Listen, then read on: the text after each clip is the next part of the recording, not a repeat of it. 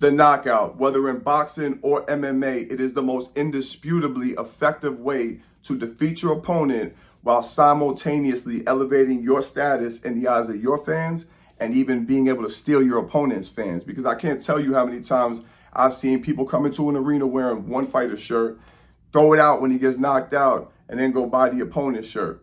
Don King used to walk over the body of his own fighters that he was promoting to drop them from his company and go sign the other guy. It changes the game. And again, if you can create the mystique of doing this on a regular basis, it'll definitely translate into a massive fan base, which translates into, of course, a very successful career.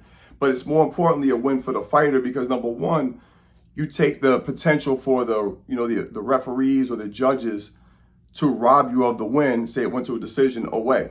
They could take those scorecards and throw them in the trash.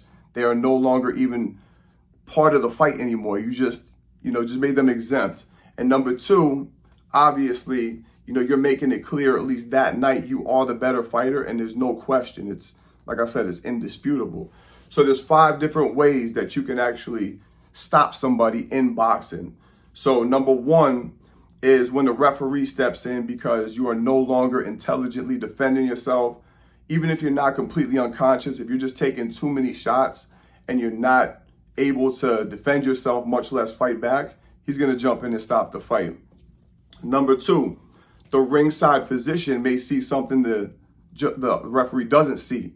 He might see an injury or excessive bleeding or, some particular part of your body that's damaged that is going to be an irreversible situation and maybe even life-threatening. So he might step in, the ringside physician. Number three, your corner might just see that you're just, you're fading and you're getting severely injured. And if they don't throw in the towel, which is how they can stop the fight, then you might really wind up having a career-ending injury or worse. And then number four, you make your opponent quit by just punishing him into submission. That's very, it's very brutal, but that is, that's a lot of guys, they like doing that. You know what I mean? You make the guy quit. He takes a knee. I'm good. I can't do it. Or he sits down in his corner between rounds. He just quits on the stool. And number 5 is the best of all, straight KO, render your opponent unconscious. There's no question whatsoever. So these are the 5 different ways that you can stop your opponent. I want you to tell me in the comment section what you think was the craziest knockout in the history of boxing. Maybe I'll do a reaction video to that. Anyway, I hope you found this informative. Like, subscribe, comment, share. Go check me out on Instagram at coach.v_. Online courses out now. Link is in the description. Till the next time, we out of here. Out.